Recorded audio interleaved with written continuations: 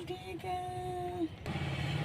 दर्द होती है सारे पेट च तेरा हम नहीं प्यादा मेरा इलाज दी मैंने चाहत लैके गरीबनी रहना हालात बड़ा खराब आया 10-12 ਸਾਲ ਹੋ ਗਏ ਨੇ ਮੇਰੇ ਅੱਬੂ ਨੂੰ ਦੁਨੀਆ ਤੋਂ ਗਏ ਨੂੰ। ਤੁਸੀਂ ਮੇਰੀ ਅੰਮੀ ਦਾ ਧਿਆਨ ਕਰਦੇ ਹੋ, ਮੈਂ ਉਹਨਾਂ ਦਾ ਧਿਆਨ ਰੱਖਦੀ। ਅੰਮੀ ਦੀ ਤਬੀਅਤ ਬਹੁਤ ਜ਼ਿਆਦਾ ਖਰਾਬ ਹੈ, ਮੈਂ ਰਕਸ਼ੇ ਵਿੱਚ ਪਾ ਕੇ ਲੈ ਕੇ ਆਈ ਹਾਂ। ਮੈਂ ਆਦੀ ਅੰਮੀ ਦਾ ਧਿਆਨ ਕਰ ਰਹੀ ਹਾਂ, ਮੈਂ ਆਦੀ ਅੰਮੀ ਦਾ ਪ੍ਰਾਈਵੇਟ ਇਲਾਜ ਕਰਵਾ ਰਹੀ ਹਾਂ। ਸਰਕਾਰੀ ਹਸਪਤਾਲ ਵਾਲੇ ਹੱਥ ਹੀ ਨਹੀਂ ਲਾਉਂਦੇ ਪੈਸੇ, ਮੈਂ ਫਿਰ ਪ੍ਰਾਈਵੇਟ ਚੁੱਕ ਲੈ ਗਈ। ਮੇਰੇ ਘਰ ਨਾਲ ਕਲੀਨਿਕ ਬਹੁਤ ਵੱਡਾ ਹੈ, ਉੱਥੇ ਮੈਂ ਕਰਵਾ ਰਹੀ ਹਾਂ ਇਲਾਜ। ਹਸਪਤਾਲ ਵਾਲੇ ਜਾਣਦੇ ਸੀ ਕਿ ਸਾਡੇ ਮੱਲੇਦਾਰ ਹਨ, ਕਾਫੀ ਦੇਰ ਤੋਂ ਅਸੀਂ ਉਹਨਾਂ ਨੂੰ ਜਾਣਦੇ ਤੇ ਉਹਨਾਂ ਨੇ ਸਾਡੇ ਨਾਲ ਉਧਾਰ ਕੀਤਾ ਹੈ ਬਹੁਤ ਜ਼ਿਆਦਾ। ਮਸਲਮ ਕਰਜ਼ਾ ਮੇਰੇ ਚੜ ਗਿਆ।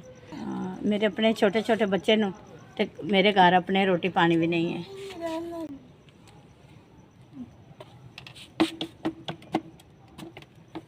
हाँ जी 3 4 5 6 7 8 9 10 11 12 13 13,200 ਵੀ ਇਸ ਤੁਹਾਡਾ ਬਹੁਤ ਬਹੁਤ ਸ਼ੁਕਰ। ਮੇਰੀ 13,000 ਦੀ 200 ਦੀ ਮਦਦ ਕੀਤੀ ਤੁਸੀਂ, ਬਹੁਤ ਬਹੁਤ ਤੁਹਾਡਾ ਸ਼ੁਕਰੀਆ। ਅੱਲਾਹ ਪਾਕ ਤੁਹਾਨੂੰ ਹੋਰ ਤੌਫੀਕ ਦੇਵੇ ਗਰੀਬਾਂ ਦੀ ਮਦਦ ਕਰਨ ਦੀ। ਤੁਹਾਡਾ ਭਲਾ ਕਰੇ, ਅੱਲਾਹ ਤੁਹਾਡਾ ਕਾਰੋਬਾਰ ਵਿੱਚ ਬਰਕਤ ਪਾਵੇ, ਤੁਹਾਨੂੰ ਜ਼ਿੰਦਗੀ ਸਿਹਤ ਦੇਵੇ।